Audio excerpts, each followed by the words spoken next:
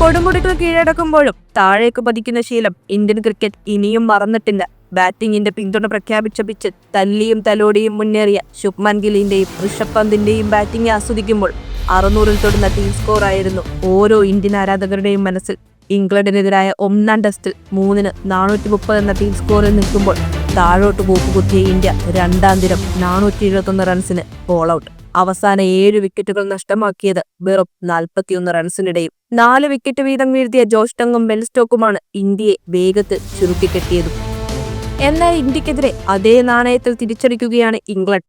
ഇന്ത്യയുടെ കൂറ്റൻ ഒന്നാം ഇന്നിംഗ്സ് സ്കോറിന് മറുപടിയായി ബാറ്റിംഗിനിറങ്ങിയ ഇംഗ്ലണ്ടിന് മികച്ച തുടക്കമാണ് ലഭിച്ചത്. ബുംറയ്ക്ക് മുന്നിൽ സാക്രാളിയെ ഇംഗ്ലണ്ടിന് തുടക്കത്തിൽ തന്നെ നഷ്ടപ്പെട്ടു. പക്ഷേ ബെൻഡക്കറ്റും ഒലി പോപ്പും ചേർന്ന് സെഞ്ചുറി കൂട്ടുകെട്ട് സൃഷ്ടിച്ച് ഇംഗ്ലണ്ടിനെ മികച്ച നിലയിലേക്ക് എത്തിച്ചു. ചായയ്ക്ക് തൊട്ടു പിന്നാലെ ബുംറ ആ കൂട്ടുകെട്ട് തകർക്കുന്നു. ജോ റൂട്ടിനൊപ്പം ചേർന്ന് പോപ്പ് സെഞ്ചുറി നേടിയപ്പോൾ അപകടകാരിയായ റൂട്ടിനെ പുറത്താക്കി ബുംറ ഇന്ത്യക്ക് വേണ്ടി വീണ്ടും വഴിതെളിച്ചു.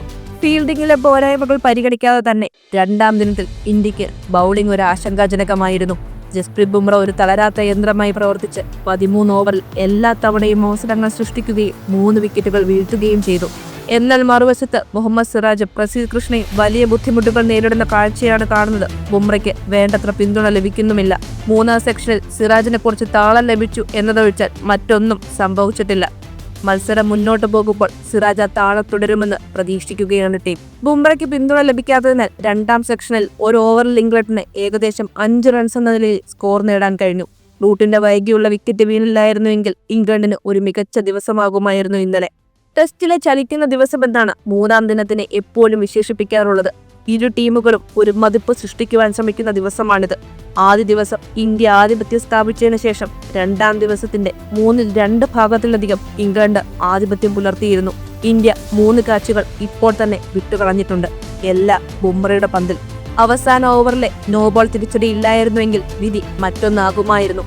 തന്റെ ടീമിനായി അദ്ദേഹം ഒറ്റയ്ക്ക് കഠിനമായി പോരാടുകയാണ്. പേസർമാർക്കെതിരെ മികച്ച ബാറ്റിംഗ് പാരവമുള്ള ബ്രൂക്കും പോപ്പും എങ്ങനെ ബാറ്റ് ചെയ്യുമെന്ന് കണ്ടറിയണം. ഇംഗ്ലണ്ട് ഇന്ത്യയോട് ചെയ്തതുപോലെ ഒരു തകർച്ച ബുംറയിൽ നിന്നും ഇന്ത്യ പ്രതീക്ഷിക്കുകയാണ്.